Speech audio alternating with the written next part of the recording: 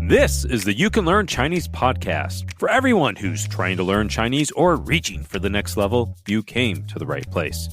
I am your host, Jared Turner, longtime resident of China, co-founder of the Mandarin Companion Graded Reader series, and 12 out of 10 dentists agree someone is using bad math.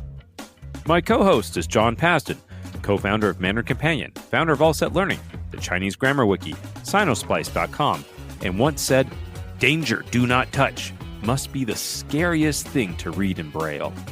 In this episode, John and I are going to talk about a linguistic concept that you've probably never heard of, but is pervasive throughout all languages. This will help you understand why for some things there is simply no direct translation, and for others, why there is no good explanation on why something is said a certain way other than, "That's just how it is said." Guest interviews with James Loach, a particle physicist turned artificial intelligence developer who fell in love with the Chinese language. All this and more, let's get to it. Hey guys, this is Jared Turner coming at you from Utah in the USA. Hey guys, I am John Pasden in Shanghai, China. How's it going? All right, Johnny, before we kick in today, we have a couple of reviews. Okay, Simon says, "I'd like to thank you for the Mandarin Companion books and the You Can Learn Chinese podcasts. What's not to love? Thanks, guys." You're welcome, Simon. Hey, Simon says. Short and sweet. Okay, we have a Latin American listener. It's from Estefania A. Bedoya Soto. I love the name. She says, "Ni hao, John and Jared. I'm a relatively new listener of your podcast. And I first do want to say that I really enjoy your podcast and the conversations you have about the Chinese learning journey. It really helps me to be mentally aware that I'm not the only one struggling, and that is normal and okay to struggle. I have been learning Chinese since childhood because it was taught at school. But in my senior year of high school, I was determined to graduate with at least a very good basic conversational Chinese, and since then, I've improved on my own. After listening to your episode on setting goals of learning Chinese, I really relate so much with what you talked about, as I do with all your episodes, especially the using Chinese for learning Chinese. I have been doing that for a few months now, but listening from you guys really gave me joy. I love listening to you, gives me peace of mind in my learning. Please keep it up. Greetings and good wishes from Latin America. Bye-bye. Estefania." Well, thanks so much. We really appreciate that. All right, so today we're going to talk about a linguistic topic, which is not that scary. I'm going to introduce it linguistically first, and then we're going to get into some ways that this is a super useful concept for eliminating confusion learning Chinese. You know, we all know that happens. So the linguistics term we're going to talk about is pragmatics. And the idea is not what words mean, not the grammar. Like you can understand the words, you can understand the grammar, but someone says something for another purpose, which is not obvious because it's not your culture, it's not your context. And so when you understand what someone says, you understand every word, the grammar is not an issue, but you have no idea why they're saying this. It can be very confusing. And it's something that happens not only in totally foreign languages like Chinese. And maybe, John, I'm not totally clear on this, so maybe you could give me an example about what you mean. I'll think of a classic married couple example. The wife and the husband are sitting on the couch, and the wife starts like rubbing her arms, and she asks her husband, "Are you cold?" I know what this is like. So she's not asking that because she wants to know if he's cold, right? You can just call this a hint. You can call it whatever you want. They both know what's going on. So she's using the language in a way that is not totally clear based on the words and the grammar. And some people might see that and say, "Are you cold?" And she's rubbing her arms. They might say, "No," and just carry on, watching TV. But I've been married for 15 years now. If I see that happen, I'll be like, "I can get you a blanket," or maybe we should put on a sweater, or maybe they turn up the heat. Right. There's this concept of pragmatic competence. And in normal English, we just call that having a decent EQ or just having a clue about what people want when they're talking to you, right? Yeah. Sometimes not stating exactly what they want, they may be implying things, and you have to kind of know the context and understand it. Yeah, so with pragmatics, it's often like related to a culture. Like in this culture, people often say this when they mean this, and you just kind of have to know it. John, now that you talk about this, an example comes to my mind. When I was younger, I lived in England for a couple of years, and a common greeting in England was just saying, "All right." And the time, in my age as well, my common greeting was, "What's up?" And so it was this always kind of awkward exchange. It was kind of like, all right. And I'd be like, yeah, I'm fine. What's wrong? And like, what's up? What's up with you? And they're like, oh, nothing. Nothing's up. I'm okay. Everything's fine. So you both have this awkwardness going on. Yeah, for sure. And so it's a lot worse when you're learning Chinese, I think. So I'll start with the example that I think probably everyone already knows. Every first year Chinese learner learns, which is 你吃了吗? Have you eaten? And when people ask you that, they don't necessarily care if you've eaten. It's just a way of greeting you, just kind of asking how you are. John, I have to say, I didn't really hear that too much in Shanghai, at least in the circles I was in. And it wasn't till I had been in China, I think, for a few years before I really came across people who would say, like, 你吃了吗? And yeah, it did. It caught me off guard. And I never went through any courses or anything. So it wasn't one of these common things I learned in a textbook. But I was like, 你吃饭了吗? I'm like, maybe 3 hours ago. Yeah, they don't care about those details, right? And this is one thing that I think, even when you've studied it, you've heard it before, it's still it's hard to get used to. Oh, it is. It is. I was with someone and with a friend, a foreigner, and yeah, some Chinese person said, 你吃了吗? And I kind of gave that response of like, not recently, but they were like, no, it's like a greeting. It's like, they're saying like hello to you. I'm like, what? Really? And just to be clear, this is different from just like cultural differences, right? It's different from like using chopsticks instead of a fork, or, including your photo on your resume, or being super humble and denying every compliment that's thrown at you. Like, the point is, they're saying one thing, which sounds like it means one thing, but really it means another thing, which is just asking how you're doing. Let's give a few other examples of this. One thing I think is related to another super common word, just 谢谢. So you'll notice in China that people thank a lot less often than we do in the US.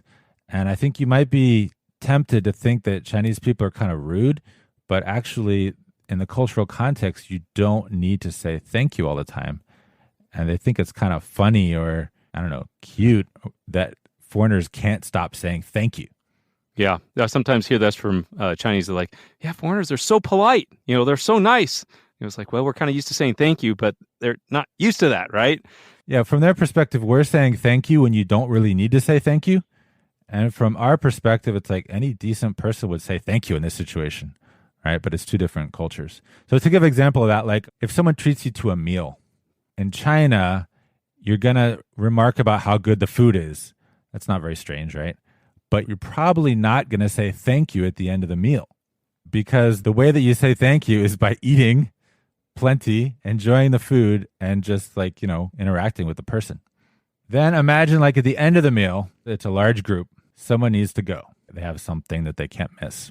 And they say, 我先走了, which means I am leaving first.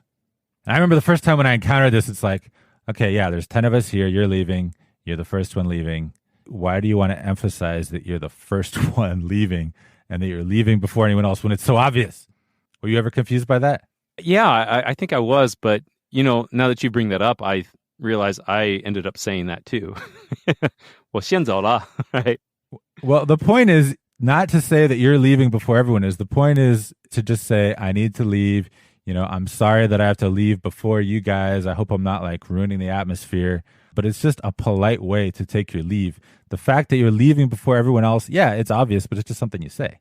So it's one way that you're being polite in Chinese, and it just doesn't register that way to non-Chinese people. This whole concept of pragmatics, it's a linguistic term, right?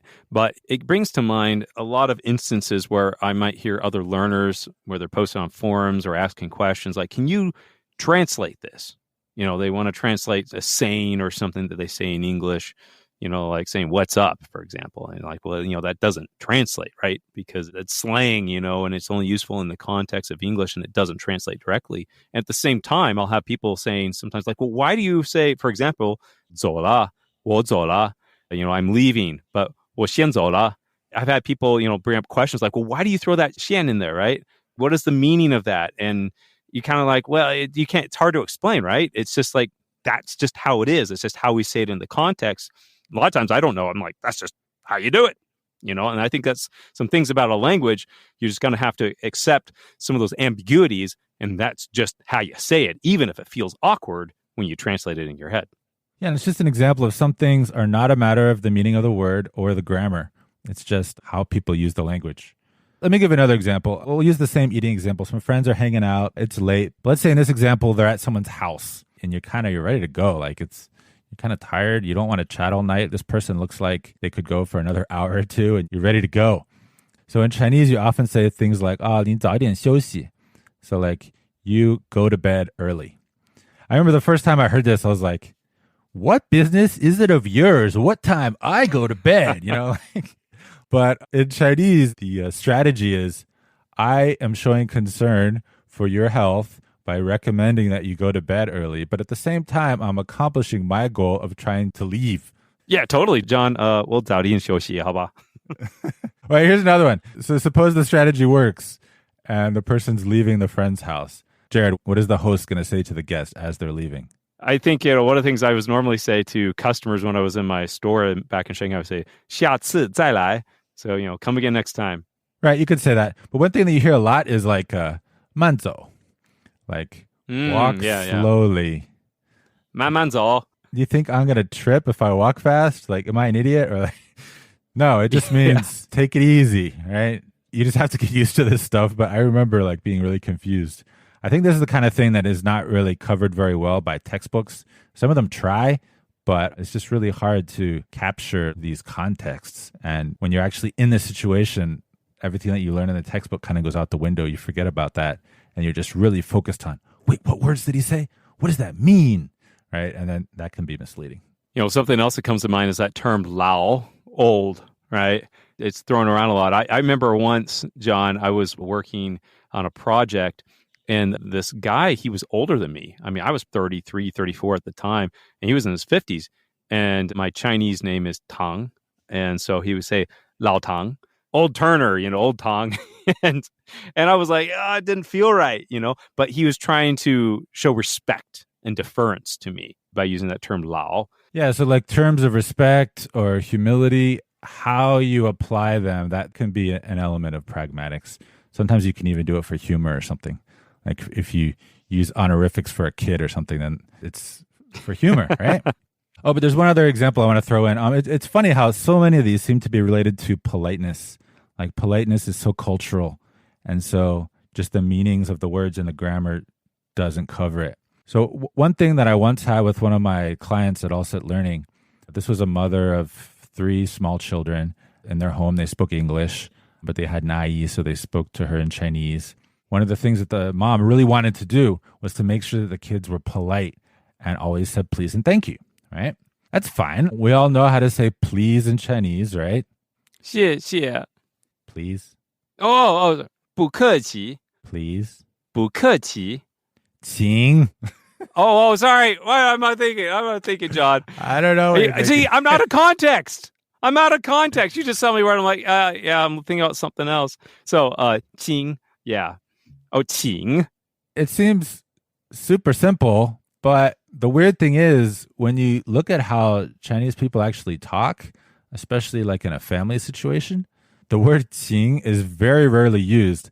And it's not only because they feel like you don't have to be so polite with your family members, like that's part of it, but it's also because like they use other structures to be polite.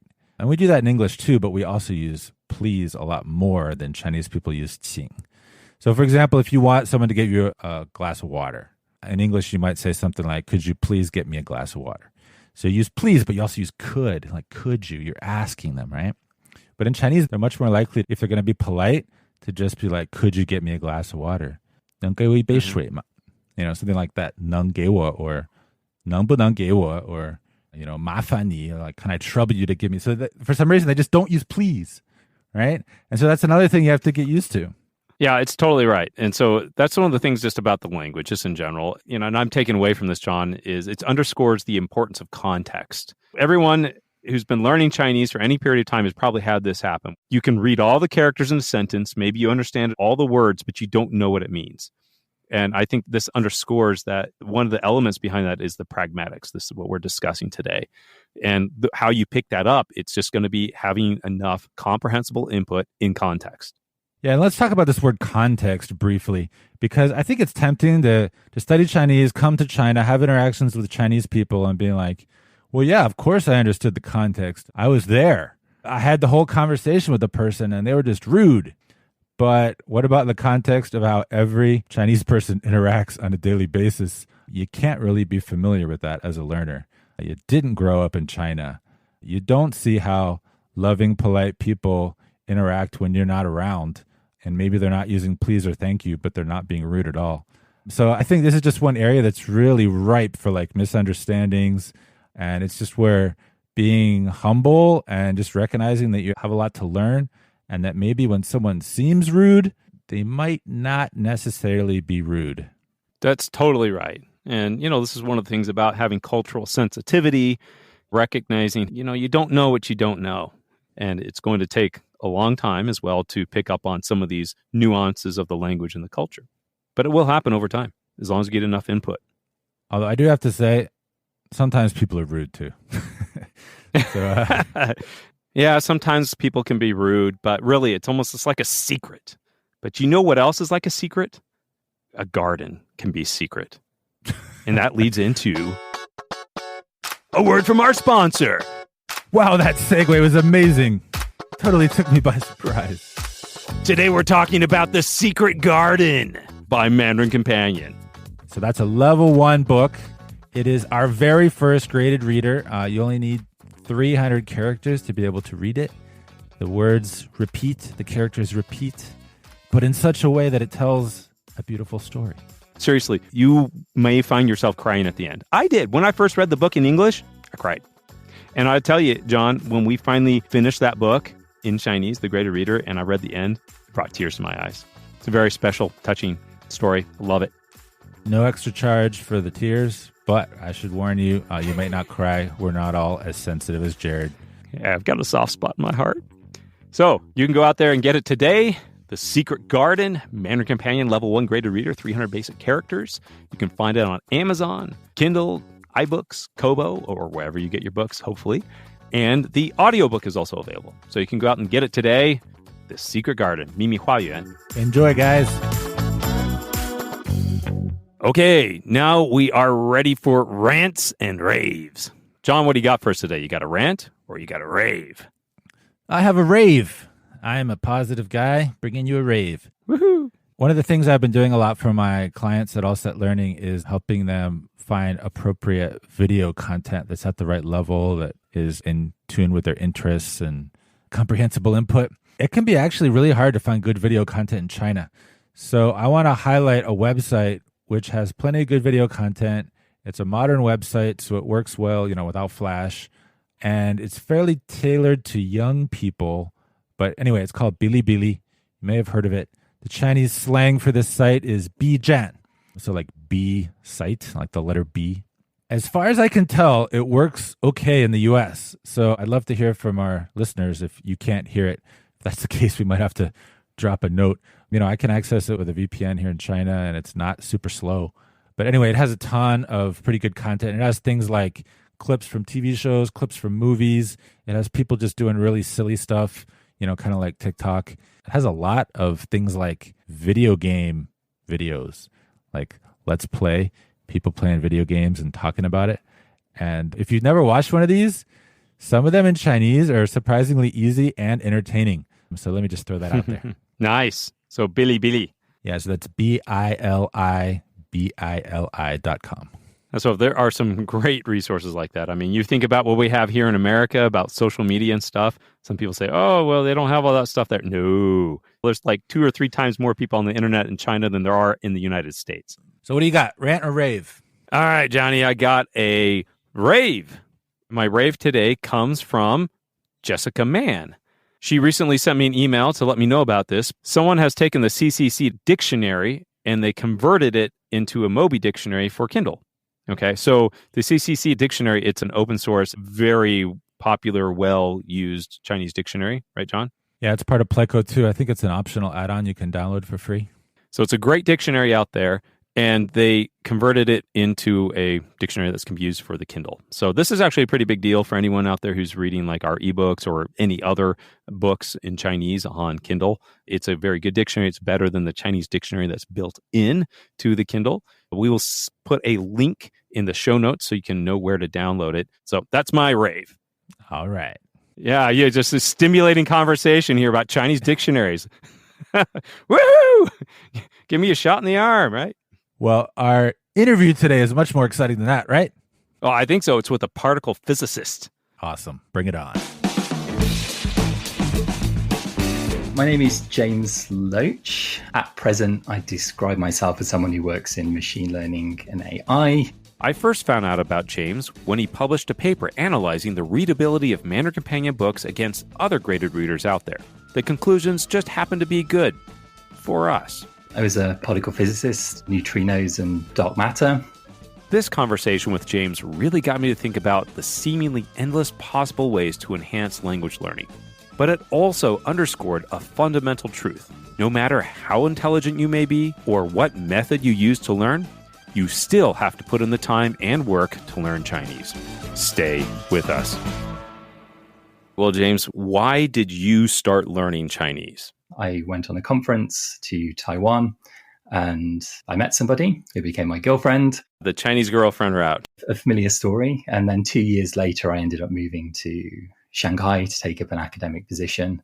I've talked to a number of people who have even married Chinese girls, and they never really took that step to learn Chinese. So why did you actually start saying, hey, I really want to learn this language? I remember actually being in my hotel room in Taiwan on that trip, and I was pondering at the time whether I was going to learn Japanese or whether I was going to learn an ancient language, either Latin or Greek. But why was that even in your decision set? Why were you even thinking of learning a language? Well, I've loved Japan and Japanese culture for a long time. I was reading a lot of Greek and Roman like poetry, but China as a place and Chinese as a language were certainly not on my radar at that time. But then, one thing led to another. But in terms of like learning the language seriously, when I went to Shanghai, I was not really like an expat. I took basically a local job, university professor. And yes, I was just sort of inhabiting a Chinese world. What did you first do to start learning Chinese? I started off actually taking some lessons in California before I moved. I played around with things like Rosetta Stone. And when I was in China and it became a serious thing, I had a series of Chinese teachers. I just started searching around, trying to find efficient ways to learn. Well, I think that's great. But I also know, you said you took a professor job. Were you trying to publish and do research at the same time? So it was, a research-focused job, although I taught the first-year class of physics students who could speak English, basically. But the research over the few years that I was there ended up tailing off, and the learning of Chinese ended up increasing. There's a lot of people out there who are working and they're trying to learn Chinese. So, how did you carve out the time to do this? Okay, so certainly I would sympathize with people who are trying to learn Chinese from scratch whilst doing a job. Okay. At that time, as an academic, I had a fairly flexible schedule. And over my time in China, it became a lot more flexible. Maybe I shouldn't say this, but by the end of my time there, I was spending the majority of my time learning Chinese, right? And I also, one thing I can say, I suppose, is that I kind of adopted Chinese learning as a research topic at some point. So I wrote a couple of papers and doing mathematical models and things like that. So I suppose the thing from that is that Chinese in some way did find its way into the work that I was doing. So there was some sort of synergy. Well, I want to hear about this. I think that's when I first found out about you. You wrote a paper about Mandarin Companion and readability, but you were applying some of your experience and your methods of particle physics into learning Chinese, correct? Or at least assessing Chinese. Can you talk a little bit about that? I would describe myself as a physicist, and I have physicist mentality. And in some ways, physicists tend to be quite lazy. And the approach to lots of the things that we do is trying to look at the problem and try to understand what's going on sort of deep down underneath it. And my story with all this, is that obviously I look around like everybody does online for advice, whether you should learn characters, whether you shouldn't, what's the most efficient way to do this, et cetera, et cetera. And there is lots of interesting advice out there, but all of these questions, I don't think they are solved questions, and there's certainly not clear and consistent advice. And the advice that I was getting from my Chinese teachers was sometimes slightly bizarre. What were they saying? The way to learn characters is just to write them down lots of times until you remember them, right? Yeah. Well, that's how they learn. Well, of course, that's the thing, isn't it? If you have 6 years to spend writing down characters, you can learn a lot of characters. Yeah. That's something I always talk about. They use first language learning methods to teach L2 learners or second language learners. Doesn't always work out that way. Certainly. Mm-hmm. All of this started was just basically trying to figure out how to do something I'm not naturally very good at more efficiently in the context of learning characters, firstly. Then in terms of things like space repetition algorithms, thinking how they could be done more effectively with Chinese, and then also readability. So what were some key insights that you found that really helped you learn? So certainly I think you have to have a good balance between working out efficient ways to learn things and how to organize your study and actually studying. Yeah, that's a good point. I do have a weakness to spend too much time on the former and not enough time on the latter, right? And it's strange at the moment. So actually I'm just getting started with meditation and I'm seeing the same sort of pattern emerge. I read lots and lots of books on Zen and all kinds of things, but have not spent a great deal of time practicing yet. And certainly writing about learning Chinese is not necessarily the best way to learn in the bigger picture.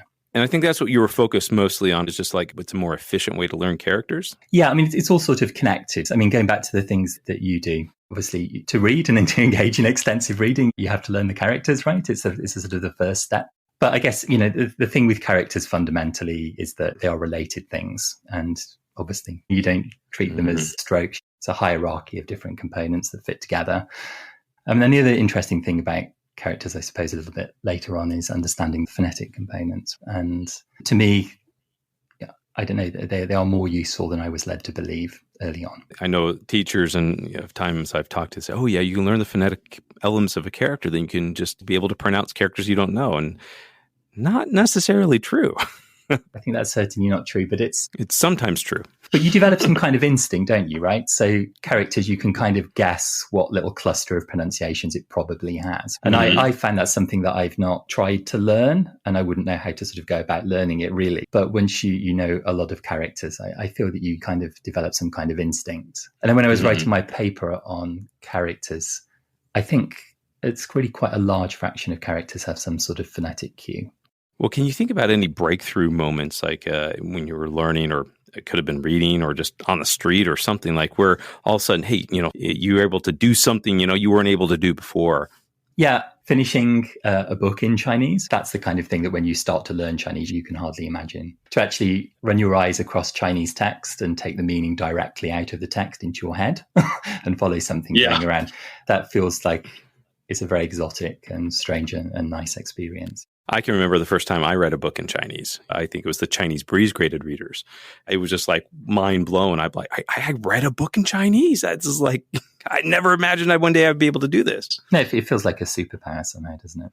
So you wrote this paper, and I mentioned it a little earlier, but you approached the concept of like readability of, I guess, language learning texts. So what is readability, and what were some of the things that you discovered as you were approaching this?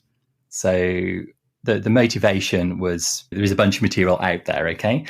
And when you're trying to find something that is suitable as reading material, that's just a difficult thing to do. You're basically relying on other people's assessments and different levels. And so what I was interested in doing ultimately was writing an algorithm which should go through all of the potential learning material that I could have access to and would pick out material that would be extensive reading, a way that's not tortuous. When you try to do that, of course, you have to define what you mean by readability. Well, yeah, talk about that. I mean, how did you actually define that? The way I was thinking about readability was in terms of the pleasure and ease of it. So you want to consume lots of material, but you want it to be useful. So you want there to be some things in there that you're uncertain of or are new, but not too much that it puts you off reading. So one interesting thing about this is that the difference between a text that feels uncomfortable to read and one that feels comfortable to read can in some ways be quite small.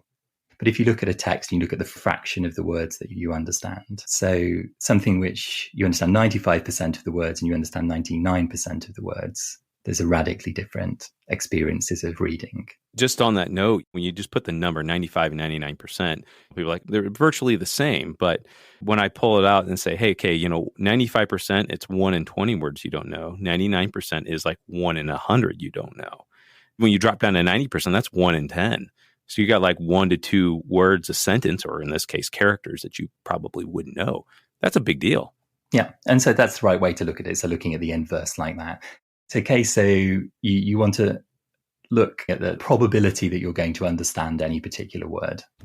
And then you need to map that on to something which captures the experience of the reader to give you some sort of scale.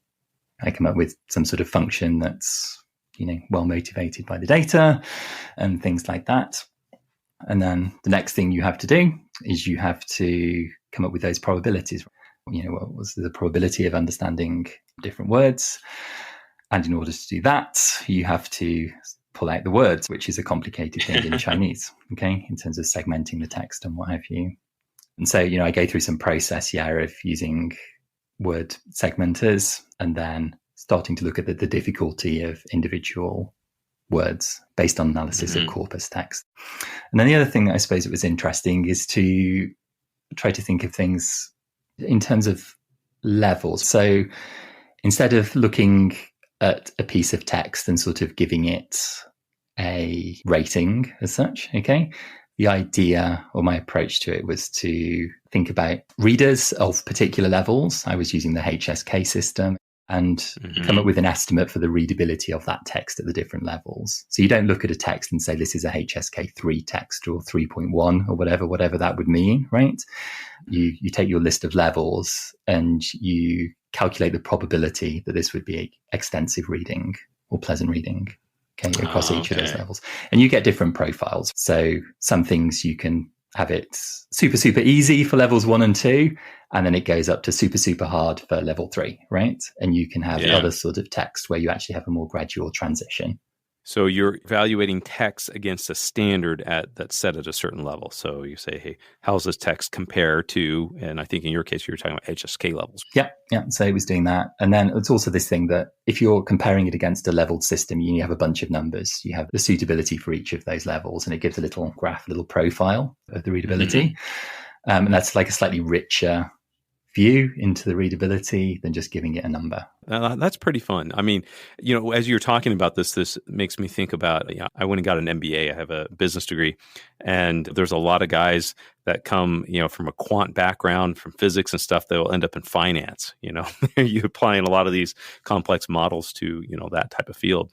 So I'm very happy to see that, you've used some of your training and your background to apply that to language learning. And I think, especially when I came across this paper, I think that, hey, I'm like, this is great. This is something that a lot of teachers, we want to have some sort of way to evaluate or score things against a level, but it's, we can maybe just do Venn diagrams, we just have like an overlap. So, you should have this much, knowledge of characters between these two sets, between maybe this text and this book, but getting like really in-depth analysis, as for like, hey, an actual readability score, that's a step further.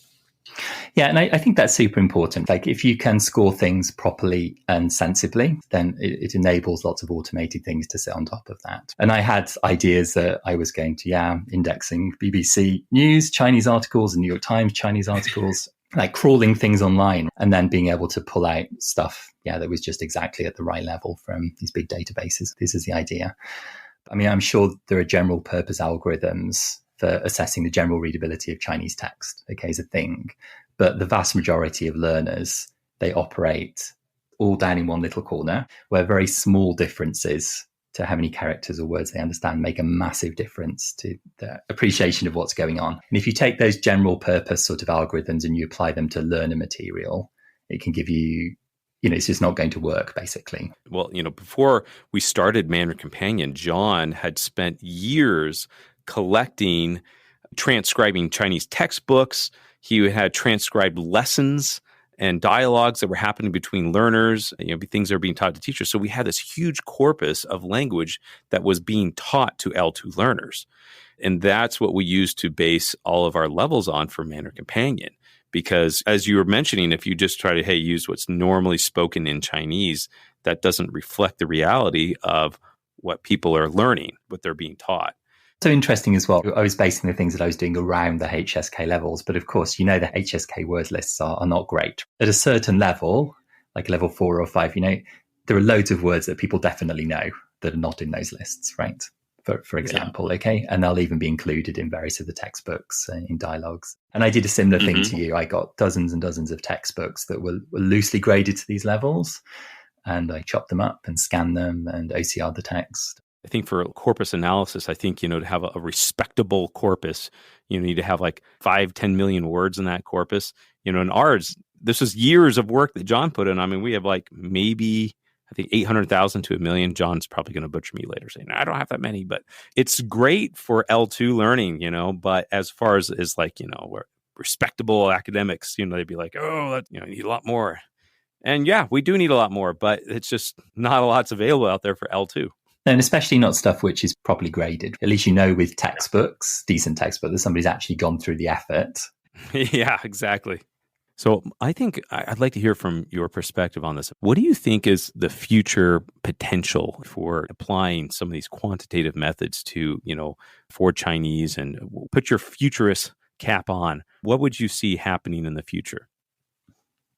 When you sit down to learn, you've allocated some time and some effort, and you want it to be efficient. There's different levels of efficiency you might want. If you're feeling super energetic and you're super into it, you might want it to be very efficient, which means often relatively hard, or it might be a more casual thing where you want some sort of low efficiency, but you've allocated the time for it. But basically, you've got some time and you've got some expectation of how much effort you're willing to put in, and you want the materials which allows you to make optimum use of that, basically, right? And that involves systems that understand the thing that you're learning and understand you and understand the relationship between you and the thing that you're learning, Chinese in this case, and match you up with the appropriate bit. And I think with Chinese, so to me, if you're just thinking in terms of characters, words, it's like a big graph, right? The characters form into words and the words into bigger things, It's a big graph, and what you're doing when you're learning the language, in one sense, is you're moving through that graph. It's bits of it, once you know these characters, you can learn these words and blah, blah, blah, blah.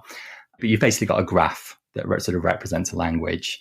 You know a bit of it's kind of hazy, and bits of it are sort of unknown to you. And, if you want to learn, you want to be in that hazy bit, basically.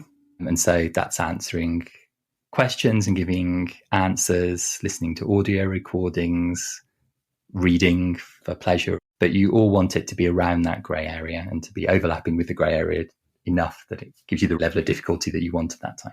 But you have to have something that understands that graph, understands your location in it, and has got a reservoir of interesting material that it can give you that sits where you want to be. And it's sort of interesting. Like when you were learning Chinese, I had a lot of teachers, like about 10 or 15 or something.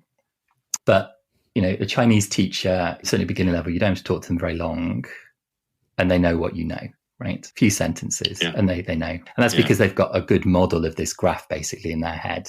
It sort of grows out, and people tend to learn in the same way. So they have this kind of calibrated model, and they can sit you in that and say, oh, you're about here then. And they also have a model of the learning materials and how it fits in with that network. And so they can then provide you with the learning materials. But it's not efficient. Their model of things is not as granular as it could be. And really, computers should just be able to do this much, much, much, much better than people, basically, right? Anyway, so it's a long answer to your question, but that's the game that you're playing. And if you're using, I don't know, Duolingo or these kind of apps, that's obviously what they're trying to do. I'm going to try to summarize. I think what you're kind of saying is that a Chinese person, in this case, let's say a Chinese teacher or tutor, they intuitively can kind of understand your level after speaking with you for a little bit.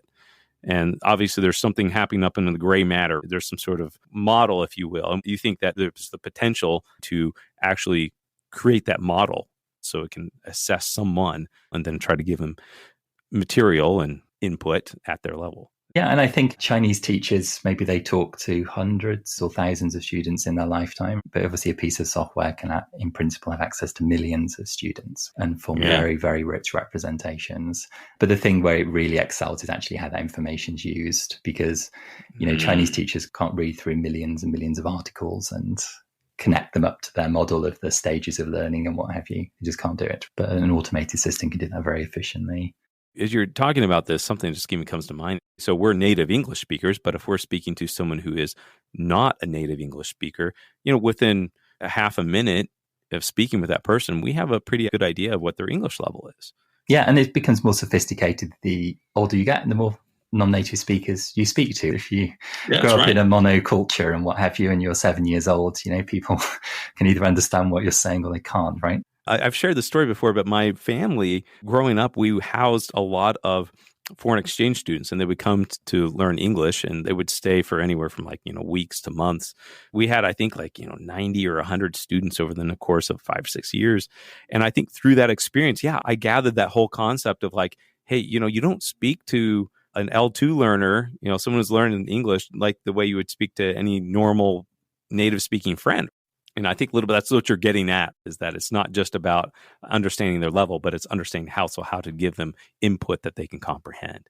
And that should be nice. And those systems should work very well. They don't particularly exist for Chinese, but they're things that should just be able to sit there in the background and just kind of delight you and interest you. Well, okay, so let's create a hypothetical situation here. You have got a team of people who are passionate about this. They have skills and knowledge, and budget's not an issue. What would you do? You need to get hold of lots of material. The books that you write are excellent resources, certainly. How many do you have? 16. Not enough. But that's the thing. So you have those things and they're at certain levels. So there will be times during people's learning where those books would fit in as, right, you're now ready. You'll find this a little bit challenging, but you'll definitely be able to do it. You'll feel great once you've done it. But what you want is a lot of material, and you have to think about where to get that from and how to organize it. And then you've got to think about how you learn about people's knowledge. So just giving them a copy of your book, this is fine, but you don't learn much from doing that. The user's got to be doing something. And for books, looking up words is how you get that kind of information with any written text, so people's interaction with the text. With audio things, maybe it's a bit more complicated.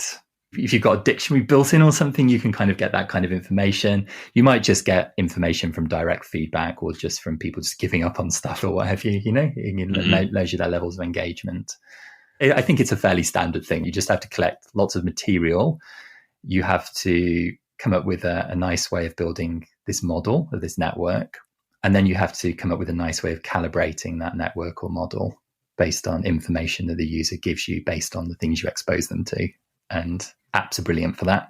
And apps using lots of different interaction modes with different kinds of material, likely to keep people's attention and give you more richer sort of feedback as well, right? And then you could also think about seeding that model as well. So you don't have to learn the whole thing from interactions. There's a load of data there already, probably in private companies. So you collect this kind of thing. I mean, it's for example, a dictionary company, they know what words people look up and they know the frequencies of those. And like when I was doing my stuff on Chinese characters, I was using Chinese movie subtitles and this and that to calculate the frequencies of different characters and what have you. But again, someone who has a dictionary app would be able to would know in the real world what the frequencies are. And they will also know that if somebody's looking up this word, like 1 week ago, they looked at this other word, or 1 hour ago, they looked at this other word. So you've got this time sequence of things that people look up. So you know the relative frequencies of things as a whole, and you also can sort of understand something about people's progression through their learning process from looking at what they look up as a function of time. And also the way they look it up, they do the pronunciation or what have you, right? Anyway, so you could use that existing information to seed your model. In a statistical sense, you say that's the prior. You get some estimate for what this thing is, and then you'd set that loose in the real world and you'd learn based on that prior, right? It's machine learning. Lots of people who work in machine learning like to describe it as AI, but it's machine learning. And lots of those techniques as well in machine learning are also old-fashioned classical statistical sort of things as well that get relabeled. So James, if people want to find out a little more about you, where can they find you? Okay, so I have a website, which is jamesloach.com, and that has my contact details, describes, I suppose, a little bit about what I do. Happy to talk to people, especially people with interesting ideas. Yeah. And we wrote an article about your paper on our blog as well, so we'll probably share that link in the show notes along with how people can reach you. Well, James, I appreciate you being on the podcast here. It's been really interesting. It's good to talk to you. You have been listening to the You Can Learn Chinese podcast. Help us spread the word by sharing this with your friends, classmates, teachers, cousins, watermelon farmer, cookie baker, lumberjack, balloon blower, prop maker, and the one gal named Shirley. You can subscribe on iTunes or wherever you get your podcasts. And please write us a review so we know how we're doing. You can find us on Facebook and at mandarincompanion.com. If you feel like you've got an interesting story to share about learning Chinese, reach out to us. Apologies to John Cena, we just ran out of time. The You Can Learn Chinese podcast is produced by myself, Jared Turner, and our editor is James Harper. I'd like to thank our guest, James Loach, and of course, thanks to my co-host, the man, the myth, the legend, John Pasden. See you next time.